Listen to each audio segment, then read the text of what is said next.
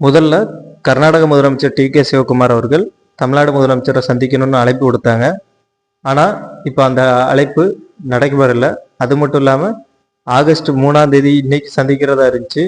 ஏன் சந்திக்கலை அப்படின்னு பார்த்தீங்கன்னா, முதல்ல அழைச்சதுக்கான காரணம் என்ன அப்படின்னா, அழைச்சி அவங்களோட காவிரி நீர் எல்லாத்தையுமே காட்டலாம் அப்படின்னு காட்டி இது பண்ணலாம் அப்படின்னு யோசிச்சாங்க. ஆனால் இப்போ அது வேண்டாம்னு சொன்னதுக்கு காரணம் என்ன அப்படின்னா, மழை மழை அதிகமாக பெஞ்சிருச்சு. அவங்க தண்ணியை இல்லை அப்படின்னு சொல்லி காரணம் காட்டி தட்டி கழிக்கலான்னு யோசிச்சாங்க. ஆனால் திடீர் மழை இந்த தண்ணீர் நிரம்பி அணைகள்லாம் நிரம்புற சூழ்நிலை வந்ததுனால இதை பார்த்தா தண்ணி கண்டிப்பாக கொடுத்தே ஆகணுங்கிற நிலைமை வந்ததுனால இப்போ வேண்டாம் பெறவாங்க அப்படின்னு சொல்லிட்டாங்க. அதே மாதிரி இப்போ உபரி நீரை திறந்து விட்டுட்டு இருக்காங்க. இயற்கை இப்போ ஒரு தற்காலிக தீர்வை நமக்கு கொடுத்துருக்கு. ஆனால் நிரந்தர தீர்வு இன்னும் கிடைக்கல. இந்த நிரந்தர தீர்வை நோக்கி நம்ம தமிழ்நாடு அரசு செயல்படணும் அப்படின்னு சொல்லி கேட்டு விடைபெறுகிறேன். நன்றி, வணக்கம்.